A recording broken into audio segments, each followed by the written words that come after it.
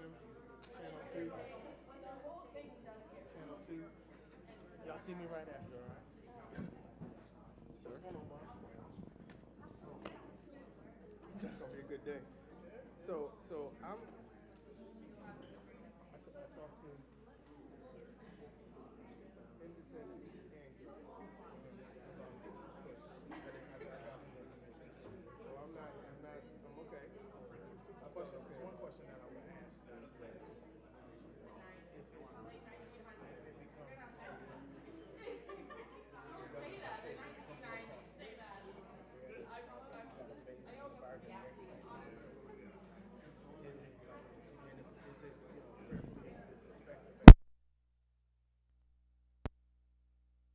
Just to show you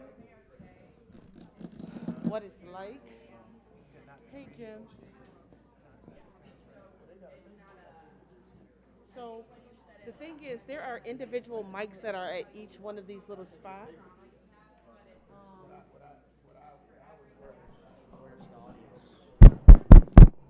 Test.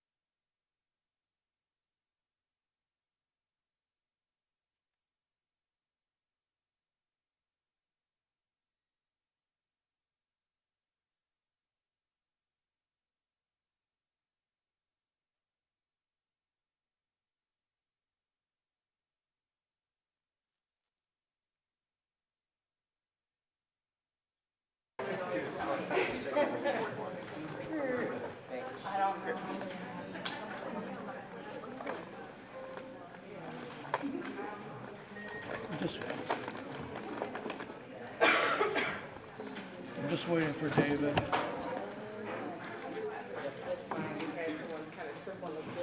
Is it good? It's good for them?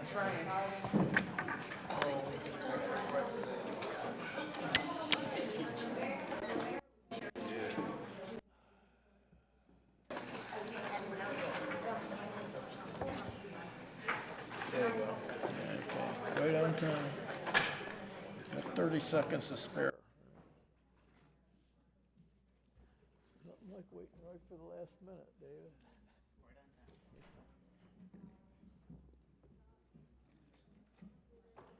Okay, ladies and gentlemen, please take your seat. We're about to begin.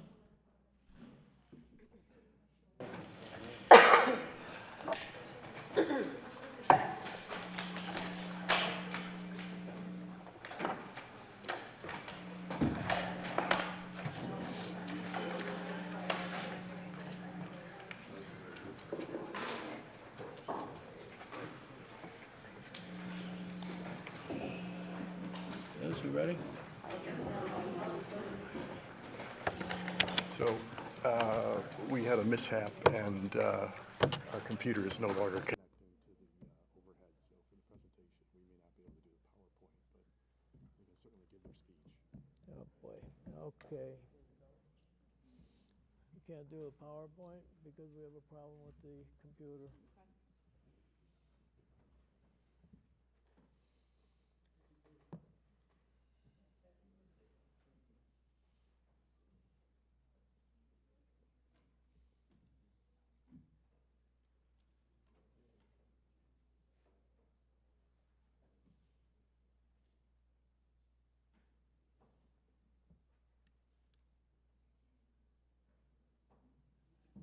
We're having a computer problem.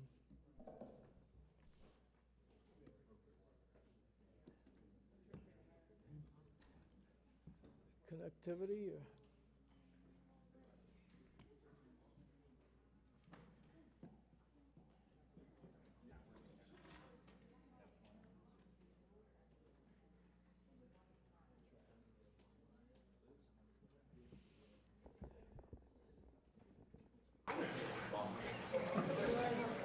We're having a computer issue. That's the reason for the delay. But, ready? All right. They'll still do it without. Meeting will come to order February 26th at 6:01 p.m. Clerk will please call the roll. Councilmember Archie. Here. Councilmember Bax. Here. Councilmember Miles. Here. Councilmember Zajac. Council Chairperson Perry. Here. I'll lead the prayer this evening. O God, the Father of us all, we humbly beseech Thee in Thy wisdom and knowledge to guide and direct deliberations of this council along the path of truth, justice, righteousness, so that it decides for the welfare of our citizens, may also rebound to the glory and honor of us all. Amen. Amen. Pledge allegiance to the flag of the United States of America and to the republic for which it stands, one nation, under God, indivisible, with liberty and justice for all.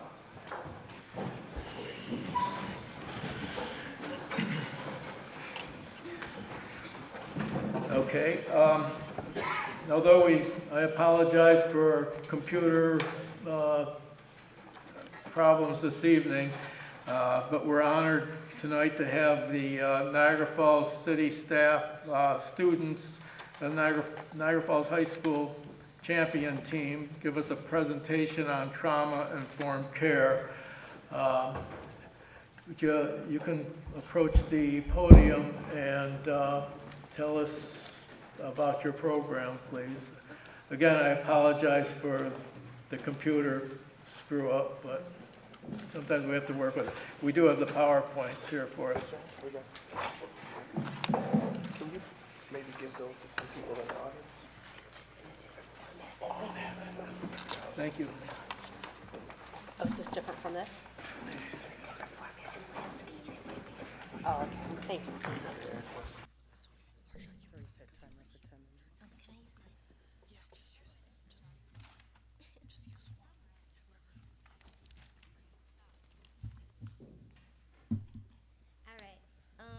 This is going to be kind of like a meet the team.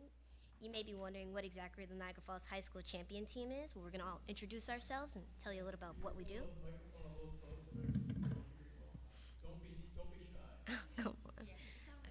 Oh. My name is Jalissa Hernandez. I am a senior, and My name is Harjat Kaur, and I'm an 11th grader. My name is Sajira, and I'm also an 11th grader. My name is Khadija, and I'm a 10th grader. we are students from 9th through 12th grade who are committed to learning about trauma to better understand and help ourselves, our community, our school community, and entire at large. We have been a team for about 4 years, going strong, and we would like to continue this to the next upcoming class. So at the beginning of our meetings, we like to do a little activity just to get to see how everybody's been feeling. It is a rose, thorn, butt. So basically a rose is a positive that you've got going on right now. A thorn is a challenge that you've been facing and you have tried to overcome, and a bud is something in the potential future. For example, my rose would be, this morning I had cake and it made me pretty happy. Thorn is I have some assignments that I've been procrastinating I need to get on. And a bud is I'm looking forward to, I have a trip coming up soon, and it's making me very happy in anticipation. If you would like to share your rosebud thorn with us, Mr. Archie. Actually had cupcakes today at a Black History program. My thorn would be tackling public perception of government, both local and federal. And my bud would actually be the opportunities that actually come from that when we try to make sure we hear all voices and work together.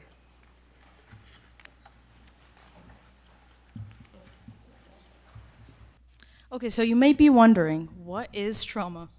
So trauma is a highly distressing event that can cause long-term effects. And the best way to remember trauma is identifying it with the 3 E's. And this is going to be your event, your experience, and your effect of the event. So the event itself is the exposure of circumstances that are considered to be traumatic. These vary person to person. Not everybody goes through the same exact event.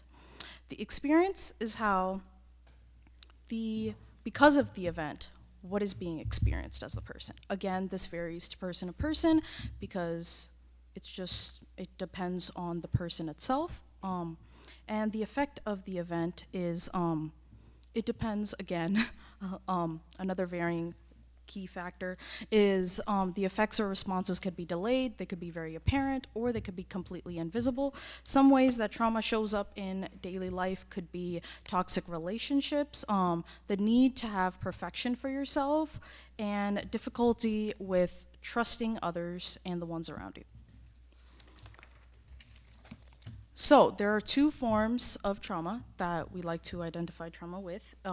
It is our big T and our little t. Our big T is specific moments in time. This could be war, natural disasters. This could be like a death of a loved one, physical trauma from like a car crash. This is the type of stuff that we would consider to be normalized. This is the type of stuff where if someone told you, hey, I went through this, you would kind of be like, okay, I understand. Like, you just know, like you're like, okay, I understand. You have more of an understanding basically. And the little t is actually way more common. This is complex everyday experiences. And this could be neglect that's happened over a long time, abuse. This could be long-term impacts of a divorce or even poverty. This is the kind of stuff that's behind the scenes, stuff that isn't as normalized in society. It's like, it's harder to understand what someone may be going through if they feel that neglect is their trauma. Of course, a lot of trauma does start off in childhood, so I'm gonna shift it off to Hajira to talk about childhood trauma. So trauma again amongst children is actually very common, and early childhood trauma can cause children to go into what we call like fight or flight mode in like everyday situations, and this can, things that come natural to you can be harder during fight or flight mode, and this can cause like yelling, running, fighting, crying, temper tantrums, because trauma causes like forgetfulness, stress, and then confusion.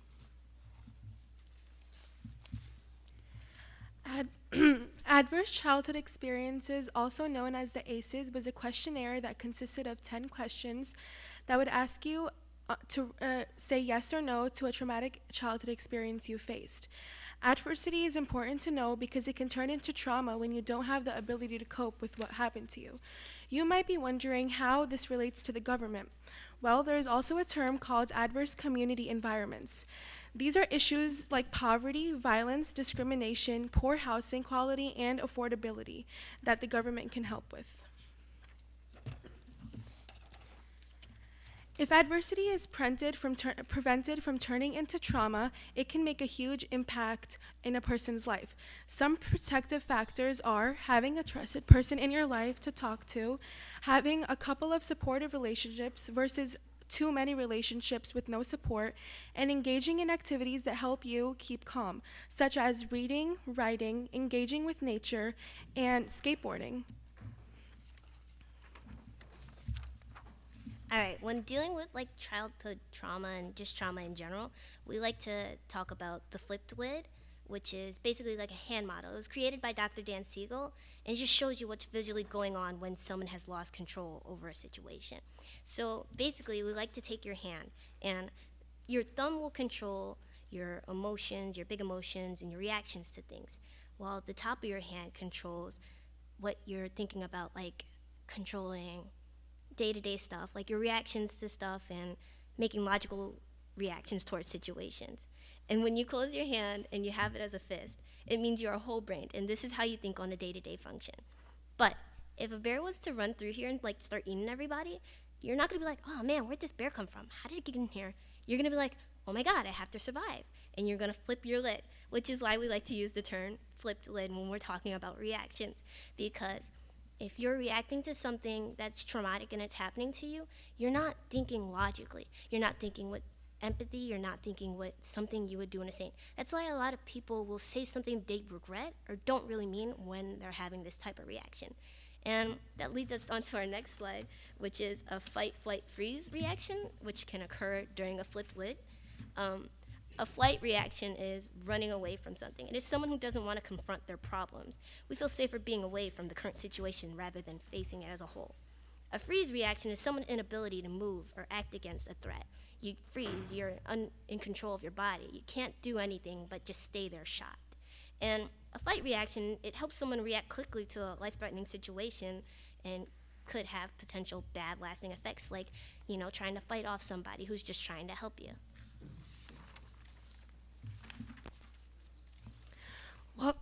While being in a state of the flipped lid is an irregulated state, being self-regulated and seeking help is important to combat this. Self-regulation can look like acknowledging your emotions and accepting the way you feel. Self-regulation is the ability to manage your own energy states, emotions, behaviors, and attention when you are faced with stressful situations. Seeking help is a common term that we hear in everyday society, but what does this mean? Seeking help defines when a person is seeking an adaptive coping process in order to gain outside assistance with a physical or mental problem. All right, that brings us to the end of our little presentation. We would like to thank you guys as the Niagara Falls High School champion team. Just really take a second for thanking y'all for listening, give us the opportunity to talk, and we hope that this has been new knowledge and provided you with a better understanding of your own emotions and emotions of people around you. We want this to be an educating thing where you look at someone and you have a bit more compassion to their situation because you don't really know what's going on. And if you guys have any questions, we just ask that it is our job to educate you on the subject of trauma and not to disclose any personal experience that we've had on our own trauma. Questions?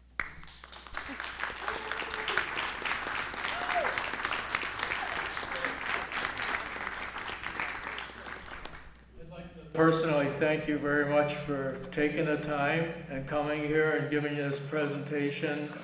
I know our scheduling was a little bit off with the first time you were supposed to present. I'd like to thank Dr. Laurie and Mr. Wooten for all the time you spent with us, and creating a positive role model for the youth of tomorrow is so important to our society as a whole. And like I said, on a personal note, I want to thank you very much. I don't know how long this meeting's going to go tonight, but if you would, I'd like to have a contact. I know there are people in this audience tonight that might want to reach out with questions for later. If you would give me your contact information for later, I could forward those questions to you. We'll do that. Thank you. Thank you very much. Thank you.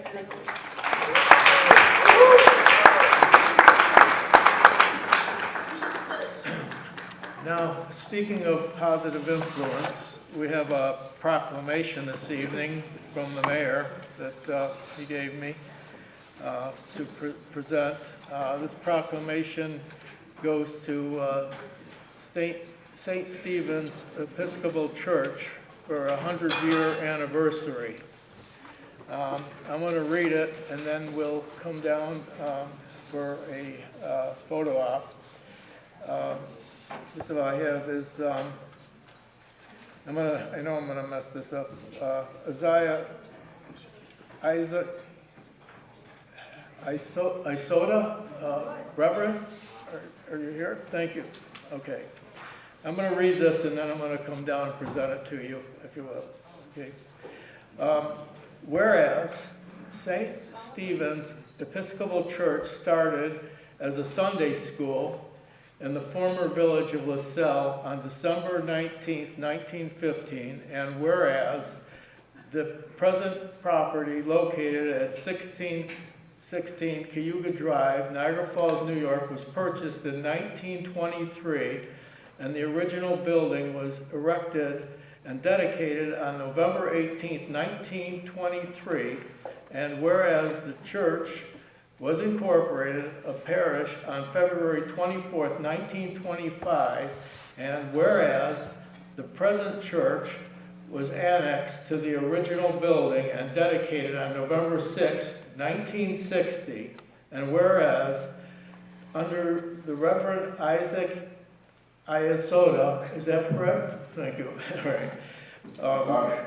The mission of St. Stephen's is to proclaim their commitment through the spiritual development and reach out into the community, share the good news of Jesus Christ, and keep their doors open and those in need. And whereas St. Stephen's Episcopal Church recognizes the needs of the community are great, and whereas the church supports 3 programs by collecting items each month for programs on a rotating basis, they are Heart, Love, and Soul, Community Missions, and Niagara Gospel Missions.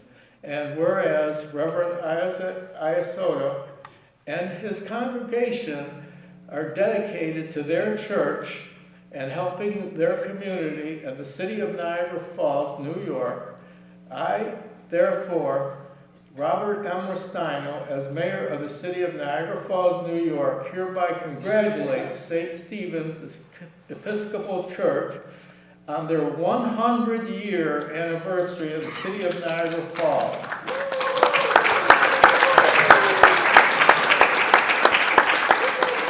Given under my hand and seal, the city of Niagara Falls on the 26th day of February 2025, signed by the Honorable Robert M. Restaino, Mayor, sealed by Niagara Falls. Congratulations, Reverend.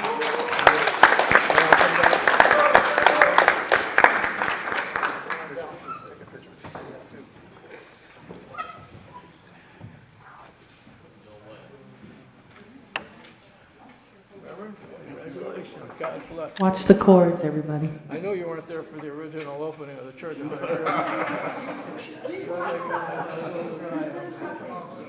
nice work. Can we say what would be in it? Yeah. Here. Let me go back and get my. Okay.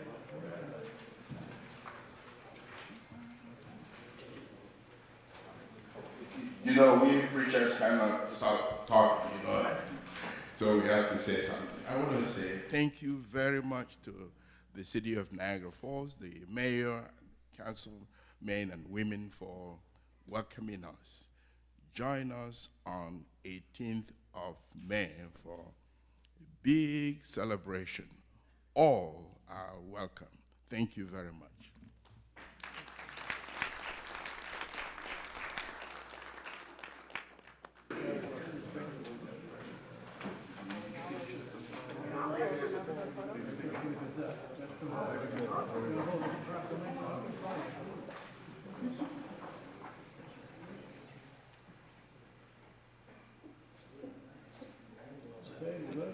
Okay.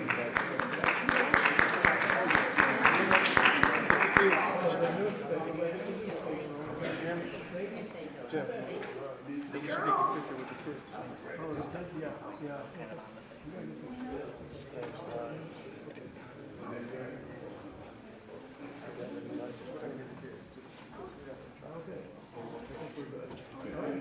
you very much. I appreciate it.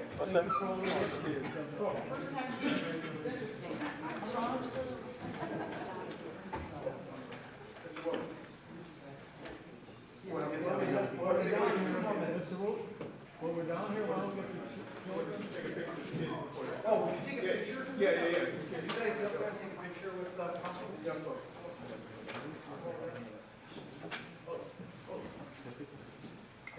It's all hard work, you all done, gotta make sure. May I get you up here in a second? This might be, until you all run for council and mayor and all politics. Get a picture now, she might be up there later.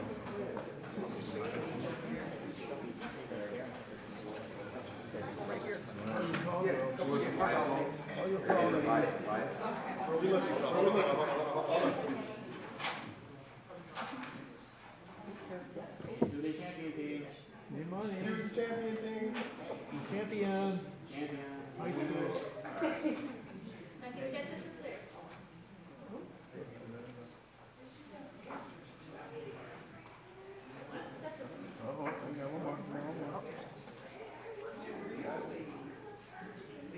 Ladies and gentlemen, it's a Nice pleasure. job. Nice Thank job. you very much. Thank you. Thank you very much. Thank you so much.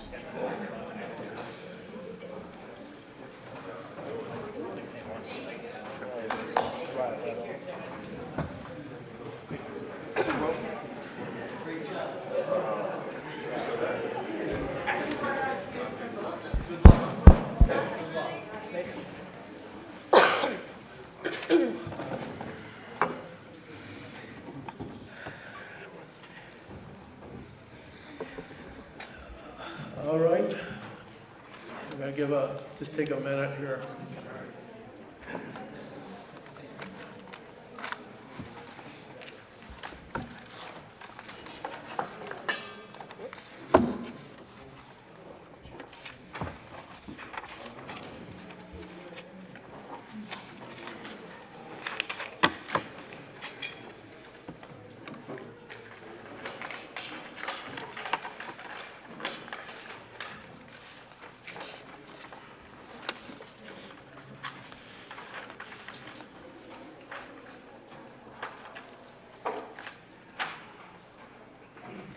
Okay, at this time, we will move on to the speakers on legislative items. Elizabeth, do we have a list of speakers on legislative items? We do, Council Chairperson Harry. We have approximately 4 speakers. I do apologize, we do not have the visual, so we'll set a timer. When you hear the timer sound off, that will allow you to know that that is the conclusion of your speech. So we ask that everyone please just monitor the time and be cognizant that there are speakers behind you. Okay, so our first speaker that we have is going to be Mark Laurie on agenda item number 10. Thank you very much.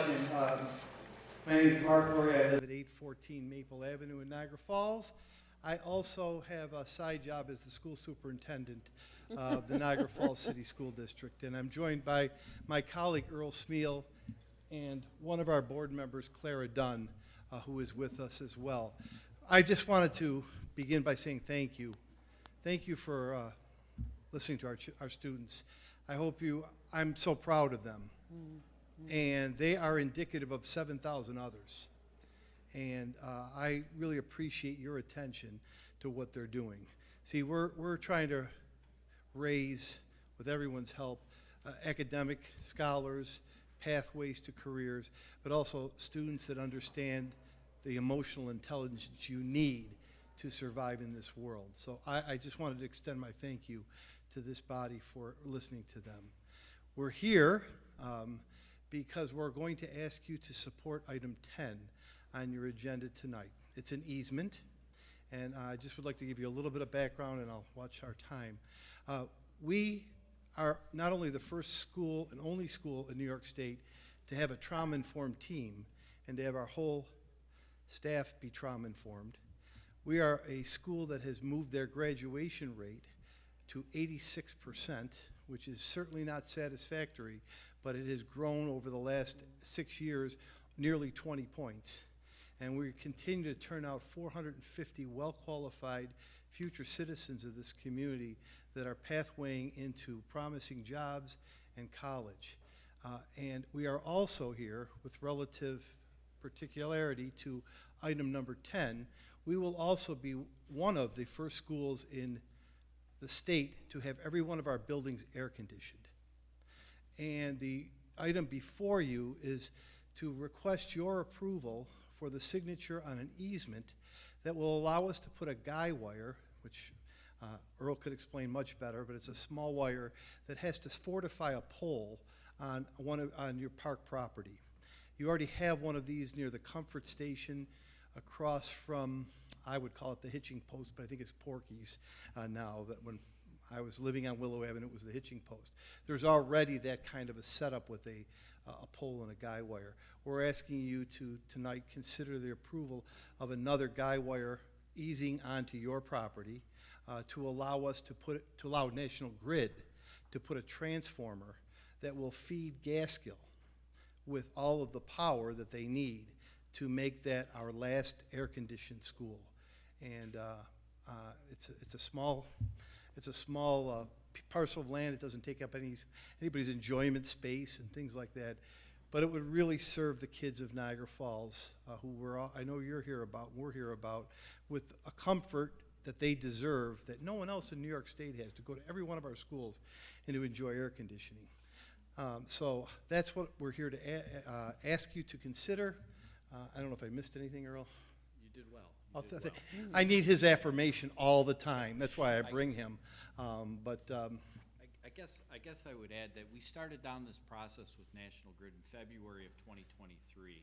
So it's been quite lengthy, and our construction schedule is growing tight. And I truly appreciate the efficacy that the city moved forward with in getting this easement on this agenda for this evening.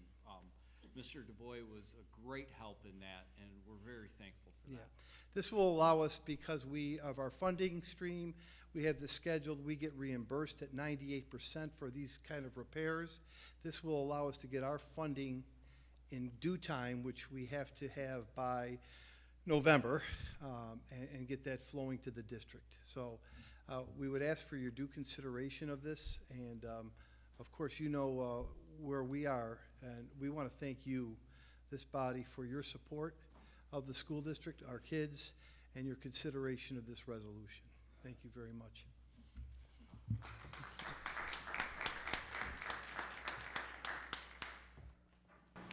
Our next speaker is Crystal Duchess, agenda item number 5.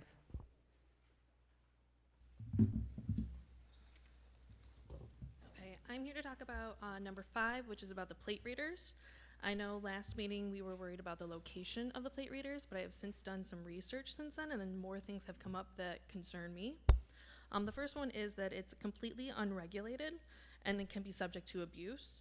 There was actually a study done in 2023 from the University of Michigan that has reported incidents of police officers using data collected from the readers to get information on romantic partners, business associates, neighbors, journalists, and other reasons that have nothing to do with police work.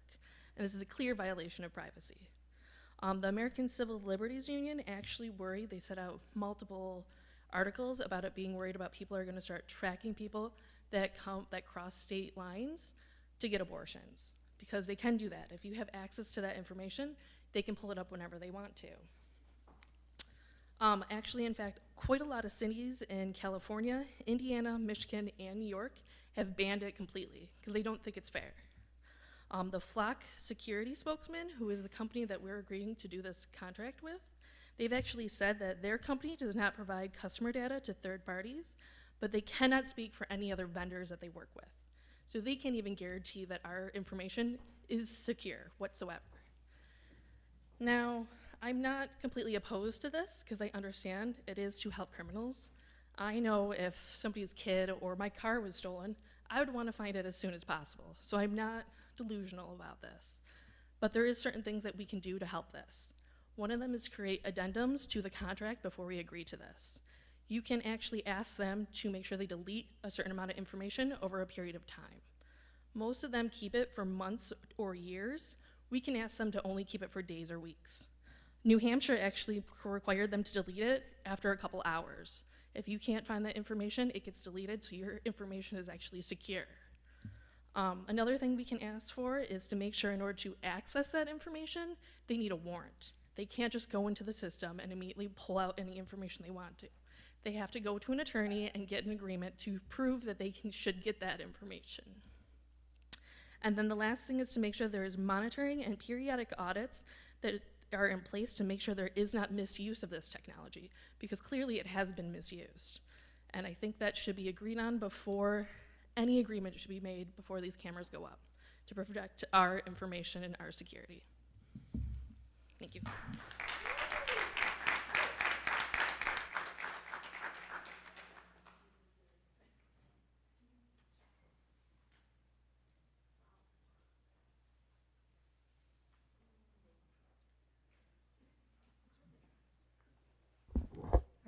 Our next speaker is Mr. Robert Ventry, agenda item number 1. Hello, residents of City Council. I just want to speak on agenda item 1. Last year, I know residents made a lot of complaints about things, and some of them didn't get answered 4 months later. I know the city was short-staffed, and hopefully that don't happen this year, because last year I know complaints that went through 311 in May, and they didn't get answered to August, 4 months later. So hopefully things will change this year with 311. Thank you.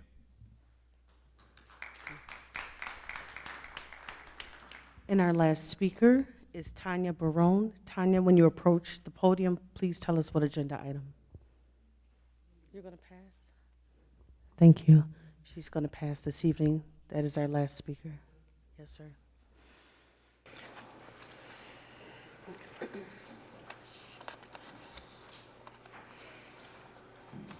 Okay, moving on here to administrative updates. Do we have any administrative updates for today?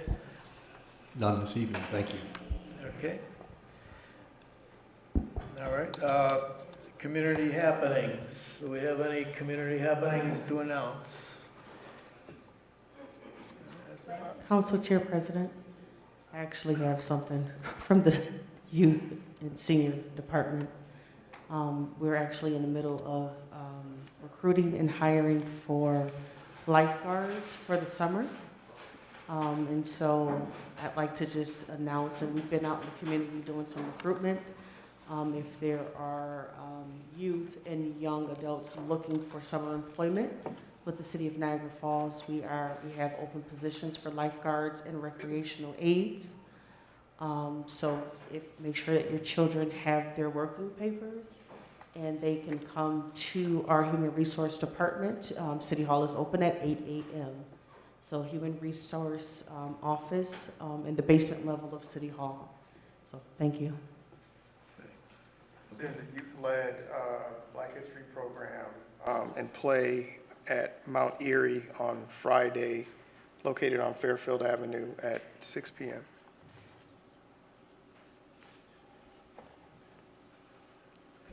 Anything else? Anybody? Anything else? Nothing? Okay. All right.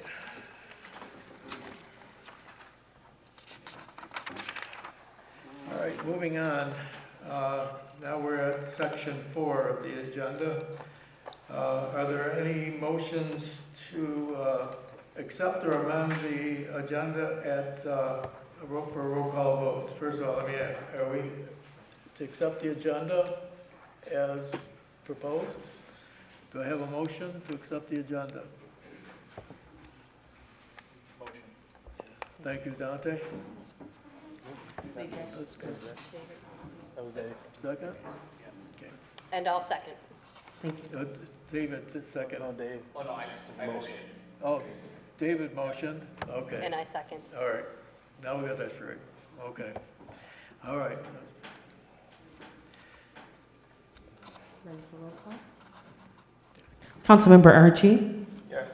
Councilmember Bax? Yes. Councilmember Miles? Yes. Councilmember Zajac, Yes. Council Chairperson Perry? Yes. 5 yeas. 5 yeas, the motion carried.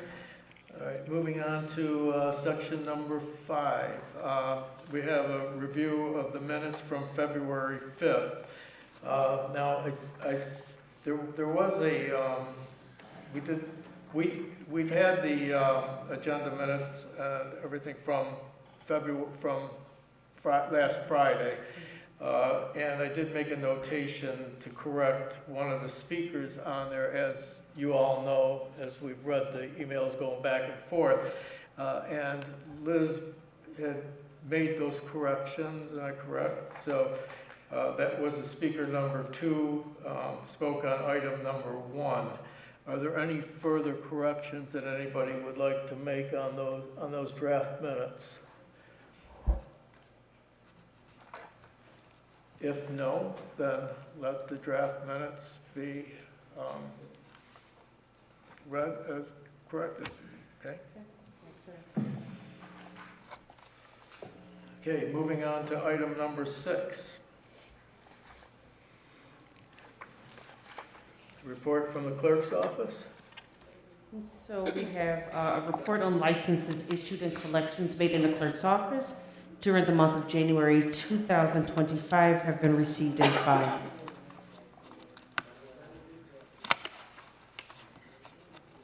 Anybody have any questions, any comments? No? Okay. Moving on to the agenda items. Legislative number 1. May I have a motion? Yes, for number 1, I move the council vote to approve a renewed contract with VIA Visually Impaired Advancement, DBA, VIA to continue operating the city's 311 call center in 2025 and authorize the mayor to finalize and execute the same as more fully outlined in the mayor's recommendation memo dated February 19th, 2025. Okay, is there a second?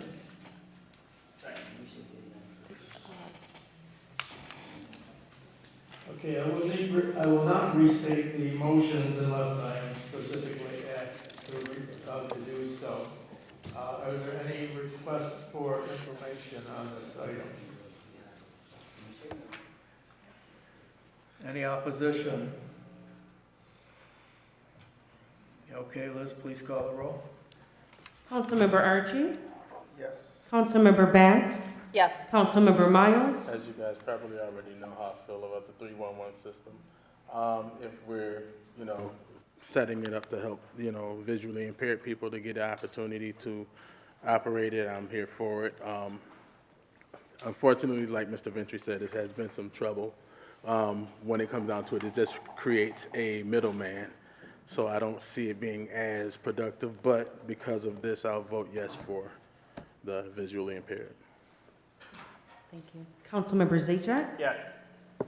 Council Chairperson Perry? Yes. 5 yeas. 5 yeas, the motion is carried. Item number 2, may I have a motion, please? Yes, I move the council vote to approve and authorize the mayor to execute a change order, number 1, in the amount of $52,384.96, which will be paid for by tribal revenue, such expense being necessary to pay the cost of additional labor and materials that Mark Cerrone, Inc. will provide relative to the D'Amelio Park Splash Pad project, as more fully outlined in the mayor's recommendation memo dated February 19, 2025. Do I have a second? Second. Is that any information requests? Any opposition? Okay, may I have a, Councilmember Archie? Yes. Councilmember Bax? Yes. Councilmember Miles? Yes. Councilmember Zajac, Yes. Council Chairperson Perry? Yes. 5 yeas. 5 yeas, the motion carried. Item number 3, may I have a motion, please? Yes, for item number 3, I move the council vote to approve the contract award to the successful bidder, Miller Construction Services, Inc., relative to the LaSalle Business District Streetscape Project, and authorize the mayor to execute an agreement with same. All is more fully outlined in the mayor's recommendation memo dated February 19th, 2025. May I have a second? Second. Any information requests? Nothing? Any objections? Okay, Liz? Councilmember Archie? Yes. Councilmember Bax? Yes. Councilmember Miles? Yes. Councilmember Zajac, Yes. Council Chairperson Perry? Yes. 5 yeas. 5 yeas, the motion's carried. Item number 4, may I have a motion, please? I move the council vote to approve and authorize the mayor to execute a change order number 2 in the amount of $18,988, such expense being necessary to pay the cost of additional design services that Joy Kubler, landscape architect, PC, provided relative to the LaSalle Business District Streetscape Design Project, as more fully outlined in the mayor's recommendation memo dated February 19th, 2025. May I have a second?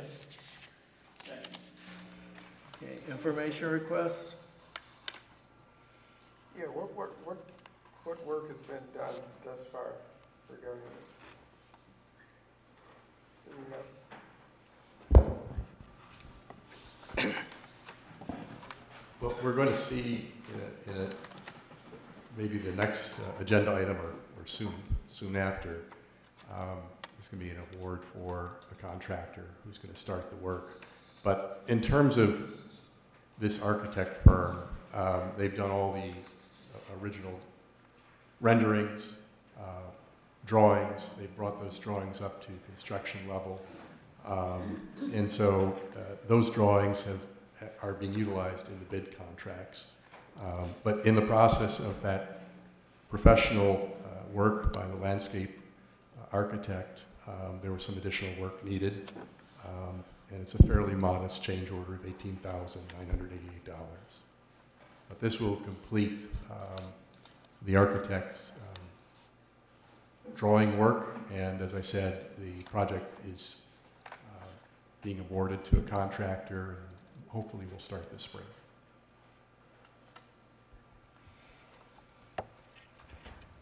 Any additional questions? Any opposition?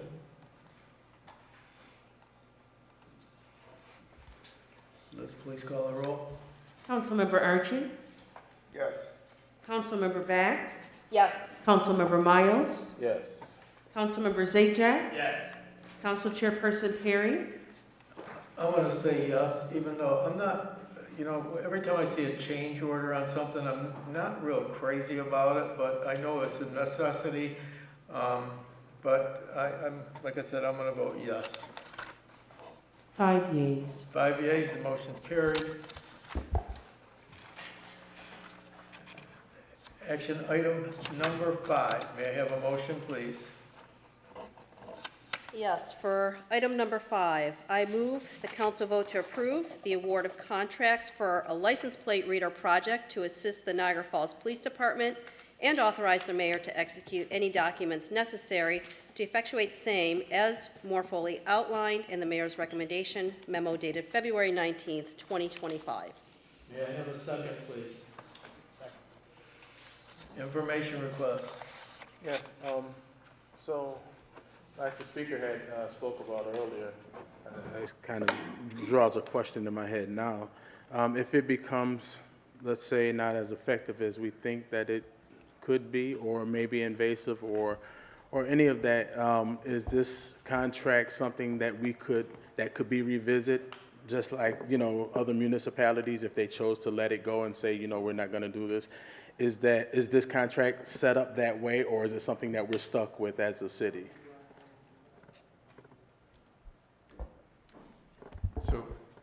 The contract has not been finalized. This agenda item is to authorize the mayor to award the contract and then finalize and sign the agreement with the contractor. So with any contract, if there are issues, either that are disagreeable to our contractor or to the city, all contracts provide a mechanism for exchanging those viewpoints and asking for amendments. That's fundamental to every contract the city enters into. So that ability would be in this contract as well. Do we need to put that in the resolution? Because I made sure to talk to some of the folks that would be using the technology, which made me feel a little bit easier about approving it. But I would also want to just continue to make sure that the people are okay with it as well. And so if there's an addendum, another paragraph, can we just put it in this, just to say approved with specificity to the time frame of keeping the data. And like when it came up, I'm sitting here trying to ask some questions quickly to see if somebody can answer me, and it seems like it would need to go through probably the department, because they're the ones that actually are working on the contract with them. So do we do it here, or is it something the council does with our PD? There's not technically a resolution before the council. It's just an action item. In terms of finalizing the contract, as with all contracts, we make sure that the departments that are involved are satisfied with the terms. And so, the police department is the main beneficiary of this arrangement, and so they're going to be critically important in terms of approving the final contract before the mayor signs it. In other words, we'll know that we have buy-in from our police superintendent and the assistant superintendent as to the terms of the contract. So okay. So maybe more specifically then, who do we talk to just make sure they understand we're requesting that we would like to see that in the contract? And just to clarify, what is it that we'd like to see in the contract? Just a laid out time constraint with the keeping of the data, just to know how long it is, and maybe rate it in some, based on some other things that have occurred or been alluded to. Again, I'm for it. I'm just trying to understand, who do we lobby to get this done if it's not in? The police will make decisions about how long the data is kept for. It'll be according to their needs, and whether that is 6 weeks or 6 months or some other date, I couldn't speak for what their needs are. I mean, as I was listening to the speaker, I think there was a reference to some municipalities saying we should keep it for days or weeks. I don't know that anyone in this room, not being a police officer, that we have the insight as to whether days or weeks would be enough time for our police department before information becomes purged. I can imagine scenarios where there may be a case that happened 6 months ago and someone asks for our information. It could turn up the key evidence to pursue a criminal. If that information is purged within 1 or 2 weeks, then that opportunity is lost. So I think it's probably the better course is to leave it to the police department to tell us, to give us guidance as to what retention period they think is appropriate. So, as far as the contract that, well, right now, I guess there isn't really a completed contract. So, This is a council item to approve the award of the bid and authorize the mayor to finalize and sign an agreement.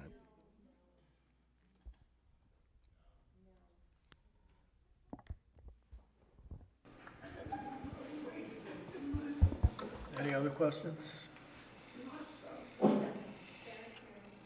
Is it? Okay. Opposition? So, I'm coming into this actually as one that I was for. I mean, I got information. I did my due diligence, and I'm talking about what is it for. So I'm going to express what was expressed to me. So, you know, because it was implied that I was anti-police, I want to let you guys know exactly what I did and the reason why I asked, you know, suggested that we table. So they had made mention that these devices will be in like high traffic areas. If there's a hit and run, you know, it deals with the Amber Alert, someone's kid get, you know, because a lot of us who have kids and grandkids, of course, we will want whoever takes our child to be found, you know what I mean? So, well, no, this is, okay. I'm going to let you talk. Okay. Ma'am, would you please be quiet? I'm trying to listen to Mr. Miles' explanations here, and you guys are interfering with what I'm trying to listen to what he's saying. So please, it's hard. Liz has to take notes, and we have to hear what we're saying. Thank you. Go ahead, Dante. So there's like, you know, with these different issues, hit and run, high traffic area if someone's trying to flee, even some of the, like there, and it's literally set, I even got some like photos of how the ones that we actually have here that are actually maintained by the sheriff. We actually have some that are already set up, and they're literally set to on the street to read the plate and catch. So if someone ran into your car and they happen to have a white sedan that has the plate number thus, thus, and thus, if they're trying to run away, another camera on the other end will catch and try to find out where they're. So I get it. So as far as, you know, this having these placed here and having very specifics as to where they're placed, I'm okay with it. But now we come to another road bump, because again, like I said last time, it feels somewhat of a blank check, and for me, I'm like, where is the contract? If we're here to vote on it, then it's us voting on it, and then whatever happens, it is whatever, and then they're always going to fall back on our backs anyway. So for me, I would, until we can get that information as to how long this data is going to be held, if someone commits a crime and that crime happens today, it shouldn't take 2 weeks for the police to get that specific recording.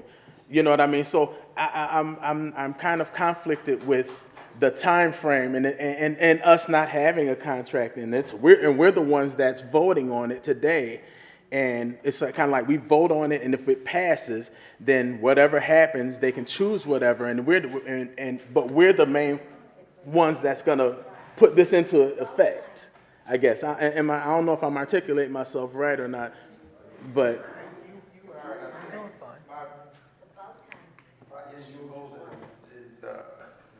I think about the plate reach. I think about people on bikes that's been hit these last year or so. Yes. With nobody understanding who did what. With no officer on site. And how people have lost their lives. This is where I'm coming from. This is because I'm in support of. And how this will help that, and help the lack of patrol people that we actually have, because we don't have money to pay them. You know, it's like it's not a sexy job to have, and we got a safety issue from my standpoint. What I think we still need to do is we're gonna have to stand on top of this, past what's happening right now, because I think it'll, like, I'm not an officer, so I don't know how long they need to keep data. I don't know. But then the question that kind of arises is that who gives us that information? If we're putting this legislation, and I'm just saying, if we're putting this into legislation and we're going to, It's not legislation. well, not legislation. If we're agreeing to a contract, so if I'm gonna be more, if we're agreeing to a contract that we don't see and that's not in front of us and that's not giving us like direct, that's why I kind of wish that the chief was here, because he would be able to answer those questions for us. If we're going to vote tonight. So with us voting on this contract, again, I'm for it. It's public safety. I have children. I have a 12 and a 15-year-old myself. I want to make sure that they're safe. So anybody that want to kind of twist this whole idea of me questioning, you know, what I am questioning, because this is our job to question these, don't get it twisted. I want to make sure that they're safe. But the thing is that I don't want any overreach.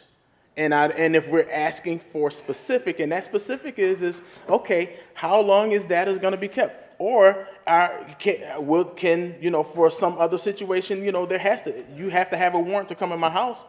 You have to have a warrant to search my car. Is there like a warrant situation that, because and this is all from tonight. So I think that's why that podium is important. Is that something that's already in the contract that we don't see? And I guess that's my issue. So I think that one of the issues is that you may have ideas about what would be an appropriate time, but not being police officers, you're not in the best position to determine how long to keep access to records. And to be clear, just to underscore why, as lay people, it's common for lay people to make mistakes about law enforcement, but Councilman, you said that you need a search warrant to search a vehicle. In some cases, that's true. In many cases, it's not true. It's not accurate. You don't necessarily need a warrant to search a car. It depends on the circumstances. Now, I can give you an example of why you might be disinclined to put a short time frame on how long information is kept, all right? And it's perhaps fortuitous that we had a presentation on trauma. I want to explain to you that for people who are victims of sexual crimes, there can be some delay between their victimization and the time that they're comfortable telling someone. Whether it's a child or an adult, there can be delay. With children, that delay can be weeks, months, years. Now, whether it's a child or an adult, imagine this scenario, because it is not far-fetched. A victim of a sexual crime in the city is abducted, and all they remember really about the incident is the car, the vehicle, the make, okay? Let's say that victim doesn't come forward for a couple years. And when they do, and when they speak to a police officer for the first time, the only information they have is the date, maybe give or take several days. They may remember the weekend, they may remember the month, and they have particular memories about the vehicle. So, in that situation, if you have a description of a vehicle, whether it's a Ford van, a Chevy, whatever the car might be, and you know where the incident occurred, and you know the rough time frame that it occurred, you can go through the tapes and perhaps find the vehicle and see the plate, and with the plate have information about the owner, which gives you a lead to pursue a criminal. So, it's food for thought. You could find the contract. Food for thought. So one thing for information too, it's not a face, it's not what you call it. It doesn't. There's no facial recognition. I mean, so yeah. I mean, I've done. It's not like I haven't done my homework about it. I know, like a lot. It's just that some of this stuff is that's just questionable. The last thing I asked them was, the scanners are the same as what they ride around with on the cars right now when they pick up your plates. Right. So it's the same type of scan. But I can't get an answer to how long that's kept. I don't know. And maybe they can't tell me that. I don't know. But Is there who does the oversight? Who watches this? Like, I know it's not us. We vote, but like when it comes, like, is it like above us? Is it state? Is it federal? That's gonna kind of like be the watchdog as to how the operation of this works. I mean, and I'm saying that because of the same reason, like she said, some places did approve this and then they took it away. to some effect to have this type of conversations and get people more involved in what's happening. So the supervision will be provided by our police chief and our assistant chief. And of course, they and the rest of the police force are supervised by, for example, the New York State Attorney General's office and other offices. They're also supervised by the U.S. Attorney's office. So there is supervision, and there is recourse if someone feels that their rights were violated. They will have a right to bring a claim and say, that picture of my license plate as I was driving down Main Street, that was an invasion of my privacy. They have a right to get an attorney, and we can argue about that in court.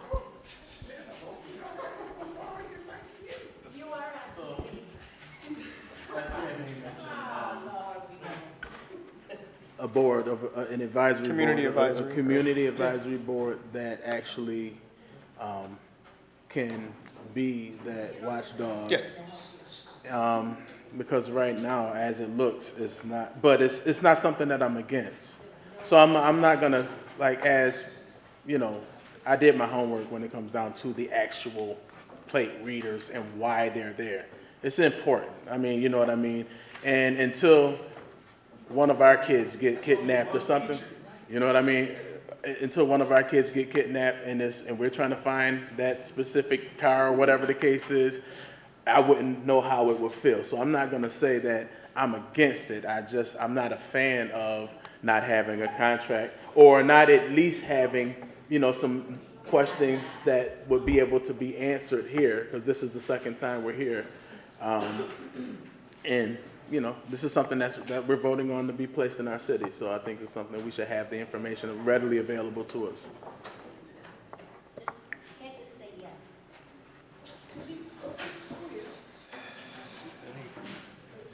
I mean, that's like I said,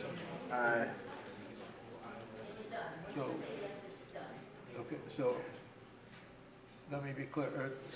The question, I didn't hear it clear. Okay, so I'm wondering, and how long is, this is not time sensitive, right? Like, there's not a specific time frame that this has to be. I can't answer that. Oh, okay, I should be asking you. I'm sorry. The pricing may not be available. The price may go up. I guess that's another question then I may have as well. So once we get this contract, is it a possibility that the pricing of the services actually someone called me right before I got here and asked that same question. Is it a possibility that the pricing of it will come up? Honestly, I can't listen to the council member with the noise in the chambers. So.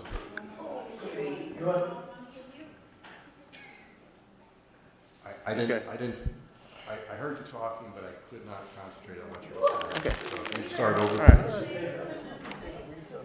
Police department and have them come Could we do a point of order for, so we can hear? We have to record this.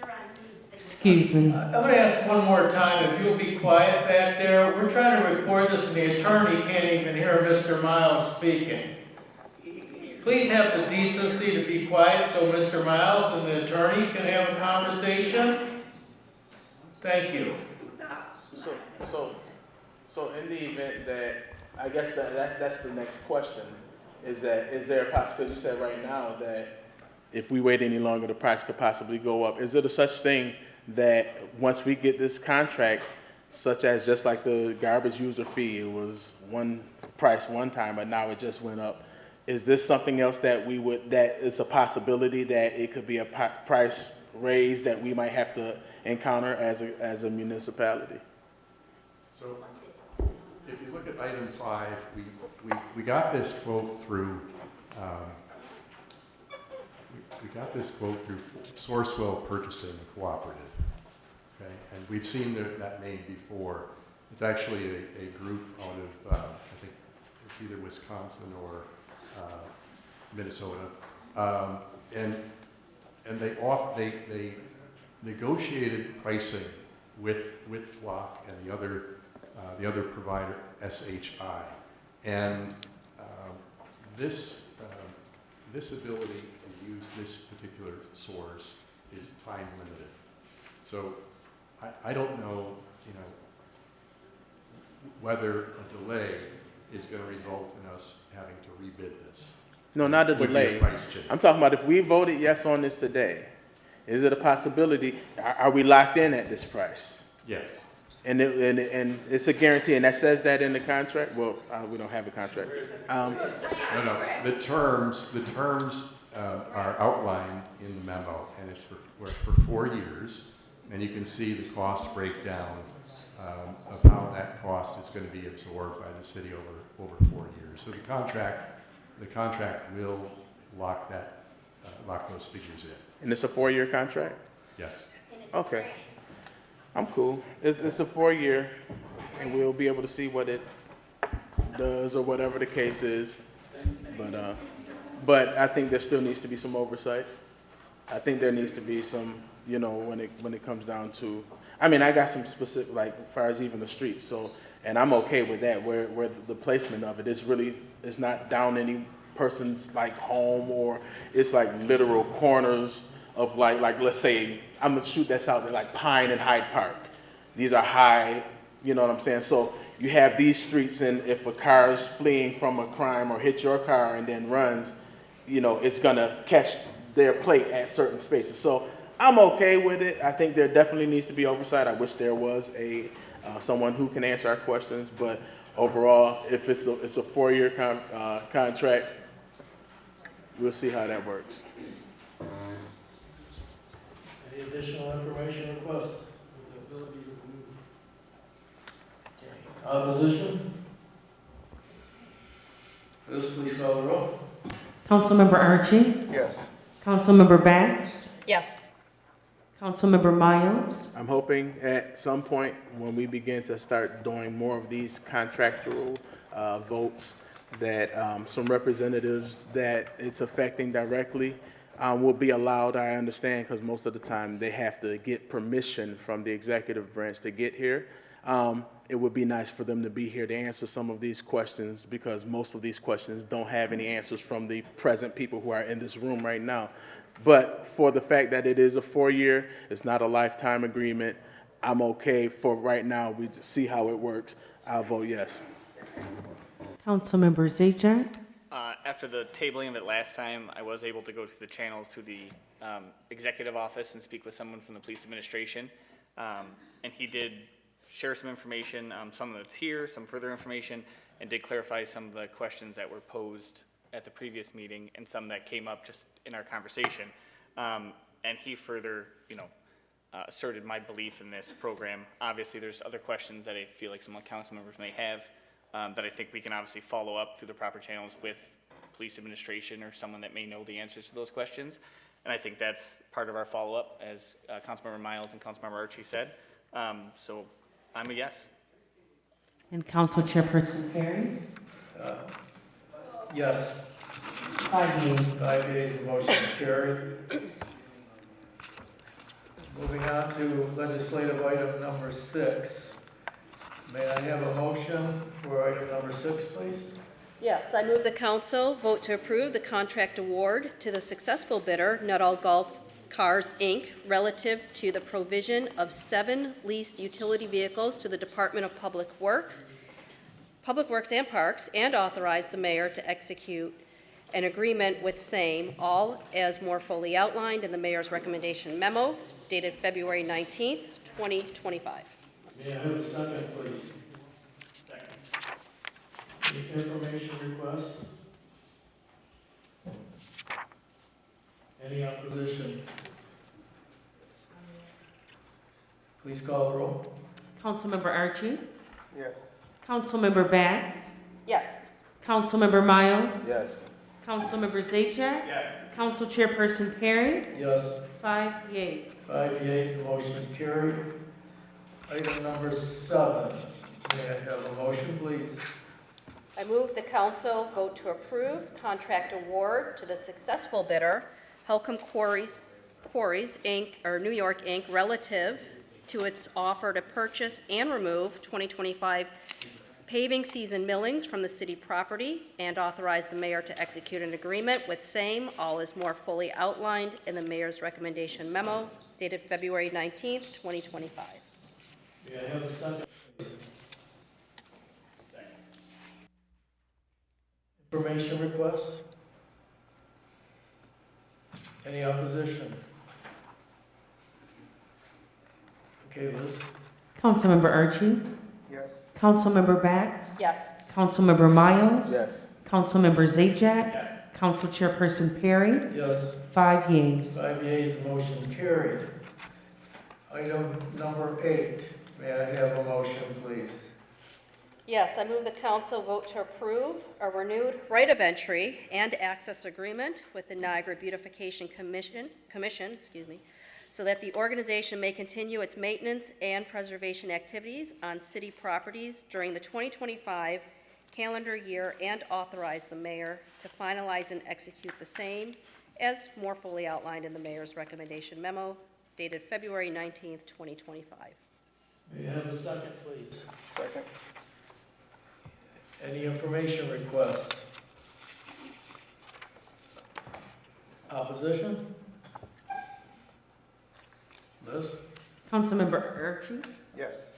Councilmember Bax. Yes. Councilmember Miles. Yes. Councilmember Zajac, Yes. Council Chairperson Perry. Yes. 5 yeas. 5 yeas, the motion is carried. Legislative item number 9. May I have a motion, please? Yes, I move the council vote to approve the mayor's appointment of 5 new members to the Examiners of Electricians Board, as more fully outlined in the mayor's recommendation memo dated February 19th, 2025.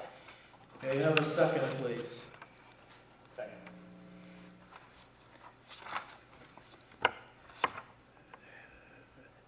Any information requests? Just glad it finally got done. Pardon? Glad it finally got done. Yeah, yes. And, yes, it is a very, it's a very good thing, yeah. Any opposition? It's good to see people joining together to move the city forward. Liz? Councilmember Archie. Yes. Councilmember Bax. Yes. Councilmember Miles. Yes. Councilmember Zajac, Yes. Council Chairperson Perry. Yes. 5 yeas. 5 yeas, the motion's carried. I have a motion for item number 10. I move the council vote to approve resolution relative to approving a National Grid electrical project in support of the power needs of the Gaskill Preparatory School on Hyde Park Boulevard. May I have a second, please? Second. Okay, which one did it first? It don't matter. Not- Is it Miles or Archie?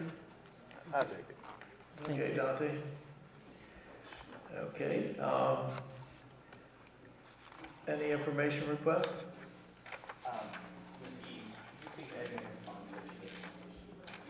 Yes, sir. Likewise, the same here. I didn't hear that. What? When he went Add we're as adding sponsor. as sponsor. I missed the Oh, cutoff okay. on Monday, yeah. Okay, so we got, okay, Dante, you wanted to add on that? Yeah, same too? here. And Dave Zaja, Yes. and Tracy Bax. This is an opportunity for us to see underground construction with these power wires, so we can stop inundating Yes. our landscape and really look at, like, as we push forward with development, making that almost like necessary if you want to build. Yes. That's one of these babies finally get some air conditioning during the summertime. I mean, that's ridiculous. Like, these schools. I mean, how do we expect our kids to be focused while they're in school and it's blazing hot and they got fans like that loud thing in the back? I think this is just something that is more so necessary overall. Yeah. I couldn't agree more with you. Oh. Okay, I guess we have no opposition to that, and I will say, let's call the roll, please. Councilmember Archie? Yes. Councilmember Bax? Yes. Councilmember Miles? Yes. Councilmember Zaja? Yes. Council Chairperson Perry? Yes. 5 yeas. 5 yeas, the motion is carried. Legislative item number 11. May I have a motion, please? Yes, for number 11, I move the council vote to approve a proposed property damage settlement of $500 that will fully resolve the pending claim of James R. Spanbauer, as more fully outlined in the Acting Corporation Council's recommendation memo dated February 19th, 2025. Do I have a second? Second. And information requests? Opposition? Liz? Councilmember Archie? Yes. Councilmember Bax? Yes. Councilmember Miles? That's why it's important that we start addressing these tree issues, because as we can see, we have more than one damaged vehicle from these city trees that should be cut down, so absolutely, yes. And Councilmember Zaja? Yes. Council Chairperson Perry? Yes. 5 yeas. 5 yeas, the motion is carried.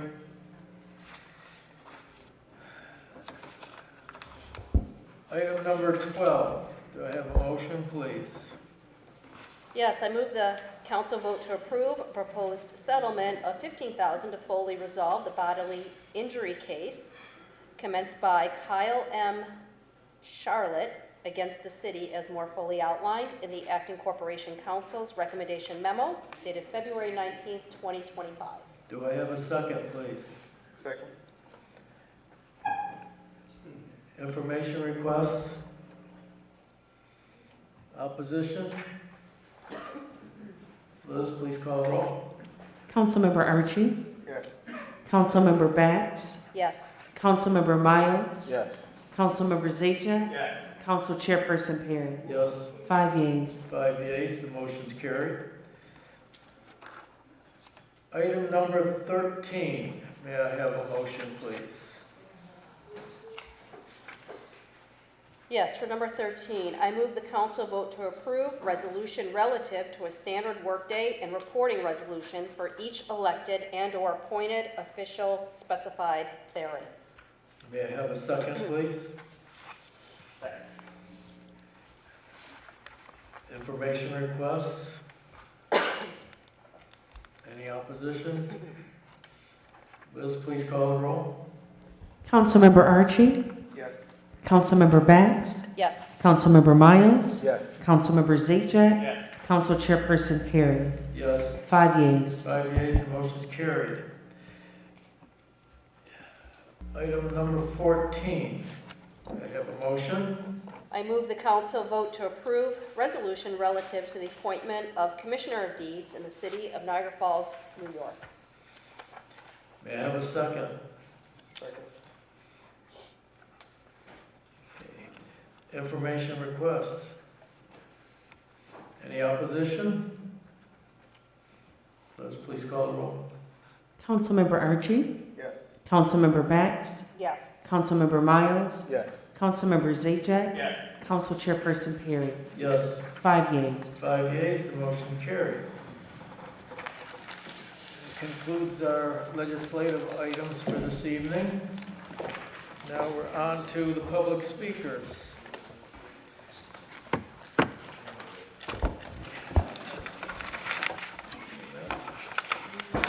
And again, we do apologize for the visual not being available. I will set a timer for each speaker. We ask that you please be cognizant of the speaker behind you. When you hear the alarm go off, please be seated. Okay. Our first speaker is Eunice, and the topic is for the greater good of the community. Hello. Hello. I'm back. Happy New Year's to those I have not seen. I came here before talking to you about the issues I have. Move your mic a little closer. I don't think it's on.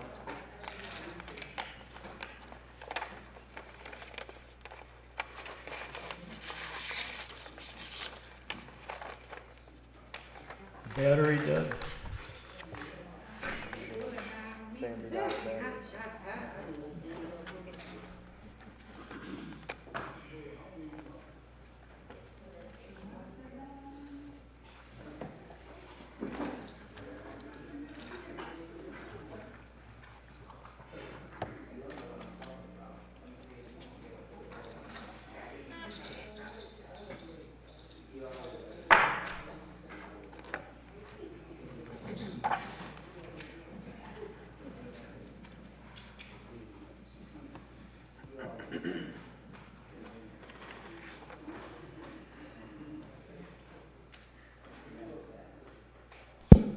All right, let's talk about it.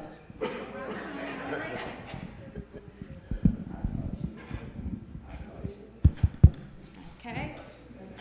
All right, as you know, I came here before. It was my first time ever coming to a meeting. I didn't even know what to expect. But I think I made my message clear that I had been wronged and I needed you to call the Attorney General. Now, after the meeting was over with, I thought the proper thing to do for Chairman Perry was to come to me and talk to me. I didn't want to tell everybody what personal legal issues I was having, but I thought you would show me enough respect to come to me and talk to me about it, to see what the issue was, being that I never could get into the mayor, okay? So I think I followed my chain of command as far as getting help, and all the doors has been closed on me. I'm begging you, I have begged you. My human rights has been violated, as well as my civil rights. I think that people approach you and do things to you, and they the one that's doing all the wrong. It's $1.5 million that's been mismanaged at the Niagara Falls Housing Authority. First, it begins with Clifford Scott, and now he up here over a 5-year plan with 2 jobs. And I can't even collect unemployment for something that I was falsely accused with no evidence. Now, we sitting here with Angela Smith. She online like she losing her mind. She telling everybody she had a wonderful time at the Housing Authority when all she did was a bully boss. She bullied her employees along with the residents. And Mr. Brian Archie is all aware of that. But he was no help to me at all. He helped me get a refrigerator after they refused to give me one that was broke down. He knew it was wrong, so he ordered them to give me a refrigerator. Mr. Brian Archie came back to me on an occasion and told me, I told them to either give you your job back or give you your unemployment. So maybe he was getting bullied too. I want to think that, Mr. Perry, because I don't want to think that he just sit there and let the people wrong me like that. I am a mother of 3 daughters. I have 8 grandchildren. I'm somebody's mama. And then people did me like that down there. And I ain't get no help. Then she gave me a threatening letter telling me I better not talk to none of the board members. I better talk to the Ross worker. So I confided in the Ross worker. I'm on the fixed income.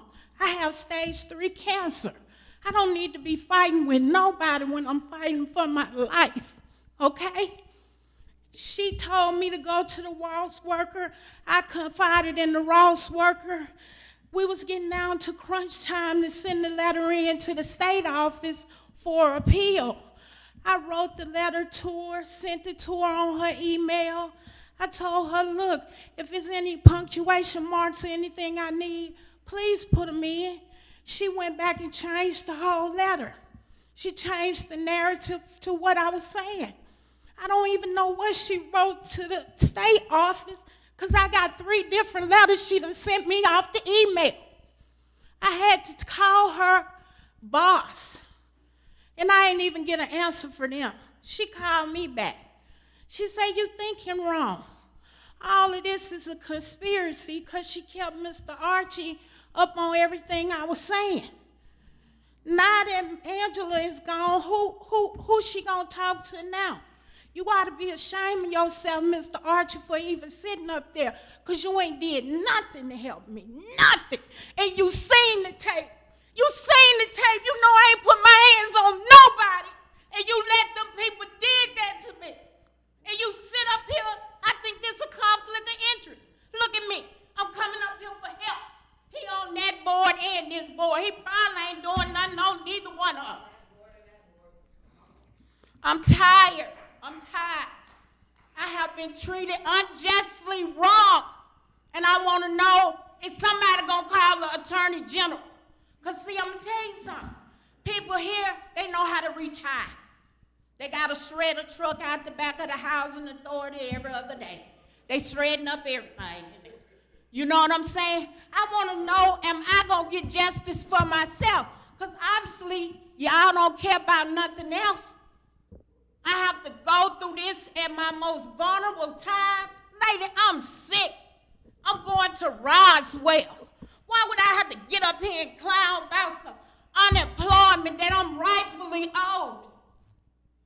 And then I'm calling for that Dana Coangelo job. That lady wrote a novel on me to the state office, like she was standing up there seeing me harass the man. Okay? I worked that job for 8 months and I ain't get a raise. Now the people done went from $15 to $18. Y'all better go back there and check for them ghost workers. You better check for unpaid taxes, mismanagement of government funds, and stop excusing these people from their job and start giving them some indictments. They need to be held accountable for what they done. I'm a mother. Is you crazy? Do you think how can I explain to my child a man is accusing me of grabbing him? Is that crazy?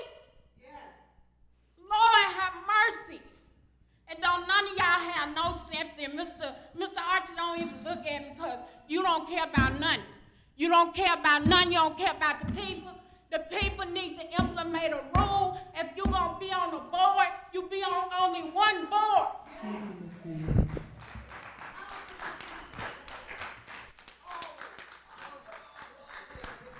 And our next speaker is Crystal Duchess. All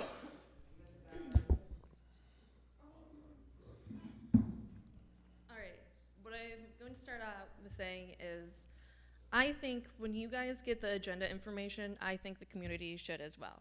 I don't think it's very fair that we get the information maybe a little bit more than 24 hours before this meeting. It's very hard to look into anything. We all have jobs, if not 2 jobs like I do. If you could release it when you guys get the information, I think that would be helpful for us as a community so we can look into the information. The other thing I wanted to point out is I have done my research for last year's meetings to try to pull information to see how people were voting, and that information is all jacked up. Like half the meetings are missing, some of the information is doubled up like multiple times. You can't track any of the information. The meetings sometimes are checked with information, sometimes they aren't, sometimes they're stuck in other months completely. None of that is being kept track whatsoever. I don't know if you guys are unaware, that's why I'm here to let you know about it, But like I was looking into it and I can't even keep track. I was trying to make a list, but like there's literally like half the meetings missing online.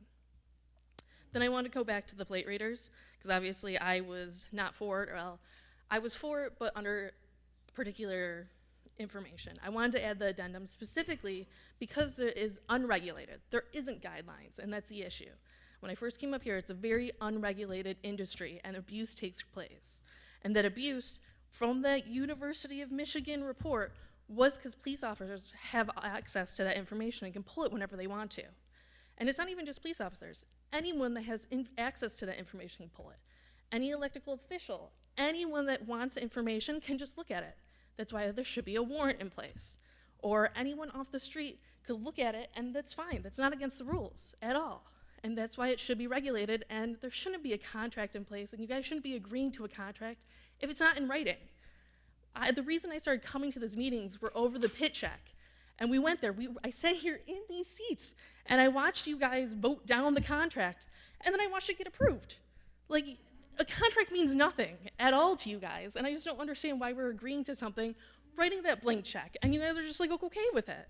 It doesn't make sense to me, and I'm sure the speakers that will follow will show you how bad the contract with the pit check turned out. And let's hope this doesn't turn out bad with the plate readers, but I've given you evidence how it can, and you guys are just ignoring us.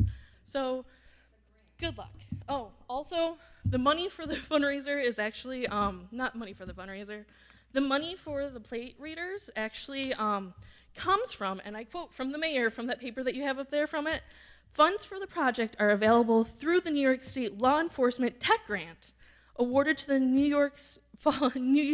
Niagara Falls Police Department. So if they raise the prices, there's a grant to pay it. So you were completely misinformed by someone because it was a grant. Maybe people should know that. Thank you.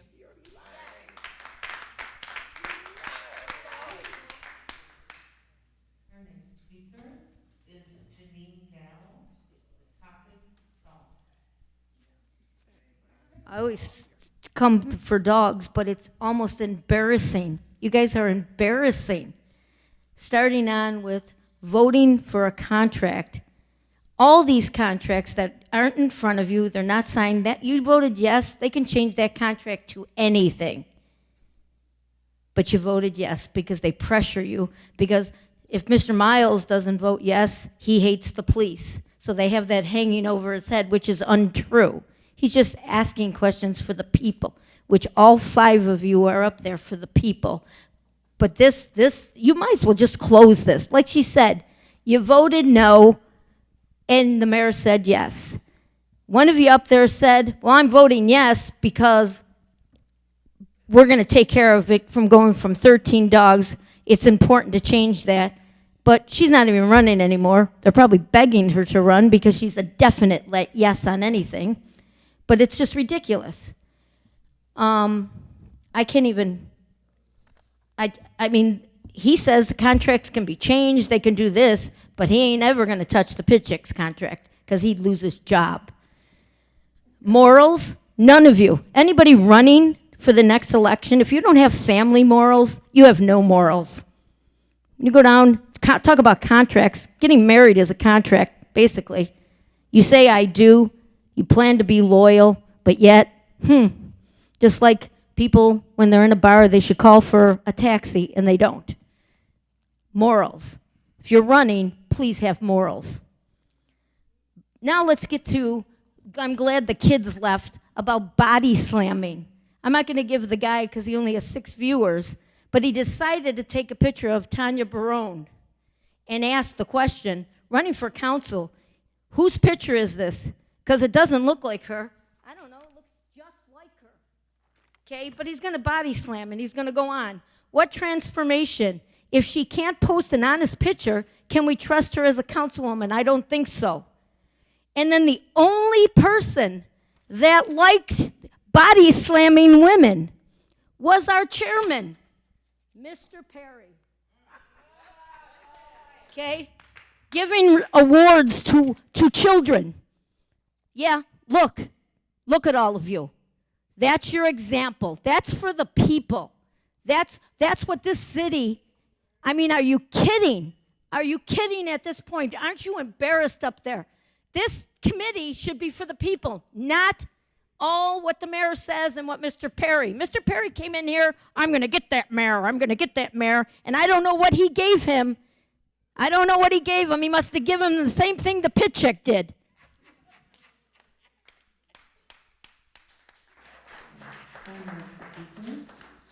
Is Mr. Robert Ventry Jr. concerning streetlights?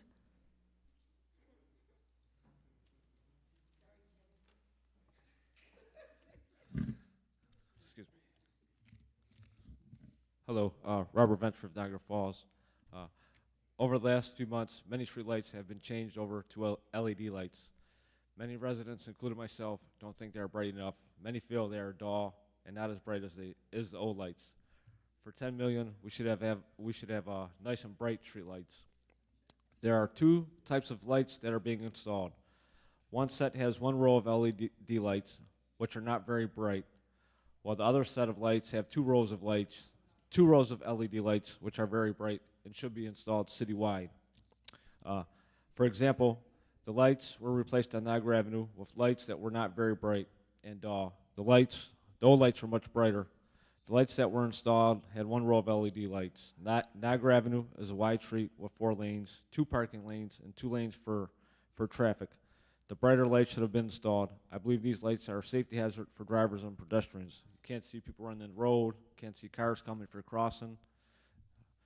They should have been brighter.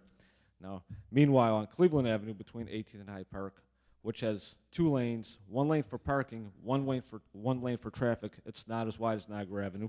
The lights were installed. They had 2 rows of LED lights. They're very bright and nice, but I don't know why they need them on that street's not wide, so don't need bright lights like that. The lights with, like I said before, the lights with 2 rows of LED lights, they should be installed citywide. I'm not sure why they're not being installed. If the lights were being installed by the Department of Transportation guidance, then the wider roads, which have more traffic on it, should have gotten the brighter lights. Another example, lights were replaced on 18th Street between Whitney and Ontario Avenue. They are dull and not bright. The lights don't shine on both sides of the streets like the old ones did. Again, 2 lanes of traffic, 2 parking lanes. The wider streets should be getting the brighter lights. Also, 24th Street between Ontario Avenue and Pine, the lights with 2 rows of LED lights were installed. Like I said before, they're nice and bright. Then 22nd Street between Ontario and Pine Avenue, the lights with 1 row of LED lights were installed. 22nd Street is just as wide as 24th Street. Not sure why they didn't get the brighter lights. And then I believe the main roads and secondary streets should get the brighter lights with 2 rows of LEDs. It improves the safety for all residents. In closing, I was told after all the lights are installed, after all the $10 million spent, Wendell will come back and make the changes that the city recommends. I believe for spending $10 million, they should do it right the first time. There should be no coming back. Thank you. Our next speaker is Greg Palmer. Topic, street condition.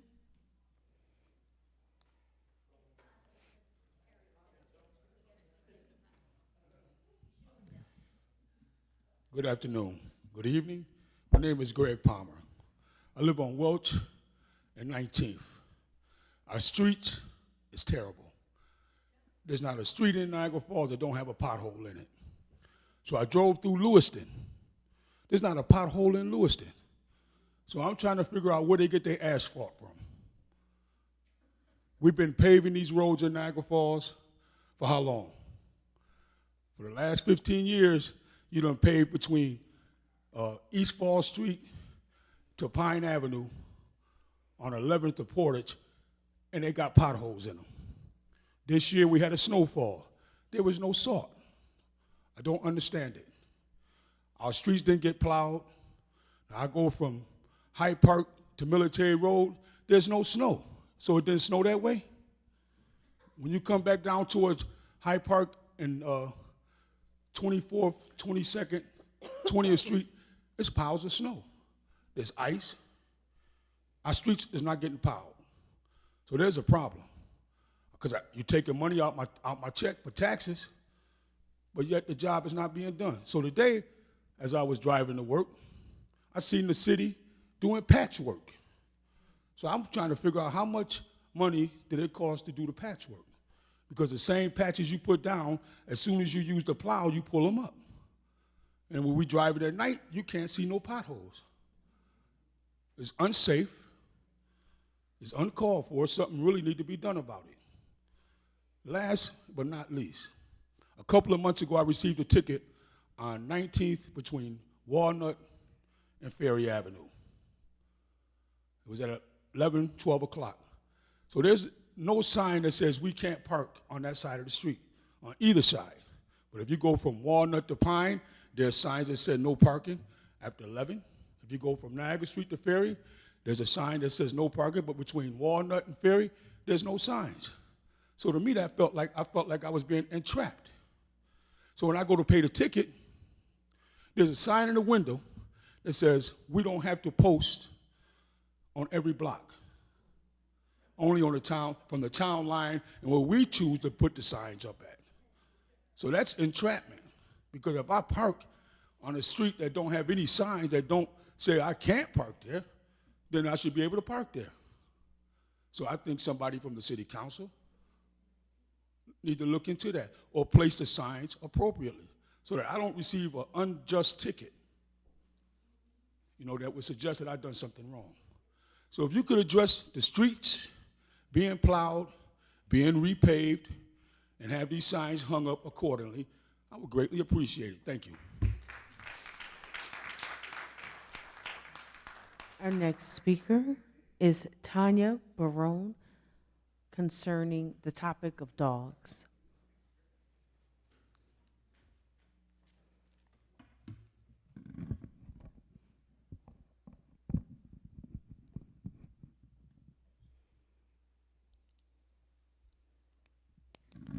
Actually, I'm going to speak on the good of the community rather than the dogs tonight. Okay, thank you. Good evening. My name is Tanya Barone, and I'm here to speak as a concerned taxpayer and a lifelong resident of Niagara Falls. Mr. Perry, I'd appreciate if you'd look at me when I'm speaking, especially since you can like a comment on Facebook concerning what I wear and how I look. Because every time I come to the podium, Mr. Perry does not look at me. You can review the tapes. I have. We can wait. Thank you. I think we as a community share the same concerns and have the same worries. We also have the same vision of how we would like to see our city as we look into the future. As I have sat through the council meetings and observed the agendas and voting, I realize why our city has remained stagnant for years, voting with very little information. We as a city received $58 million in American Rescue Plan funds, and yet we still have not seen any significant community improvement or changes. Our struggles, they remain the same, including potholes.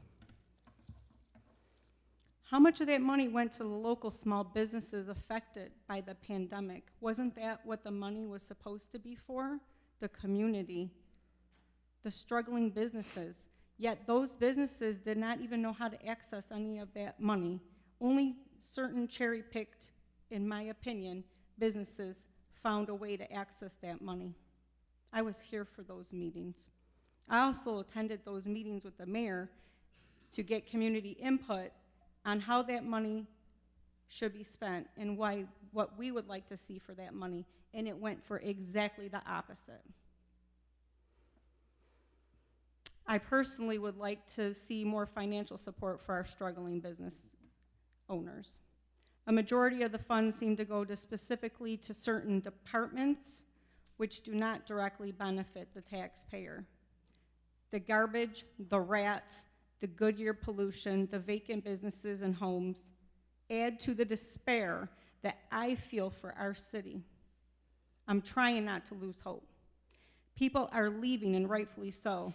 We have not even invested in our children, who are our future. We spin our wheels in the same direction continually. The residents are heard, yet nothing changes. The administration has ideas of multi-million-dollar projects to put our city residents in more debt with no real plan. When will we lead this city into the future with real direction and leadership and stop feeding the political machine? Good evening.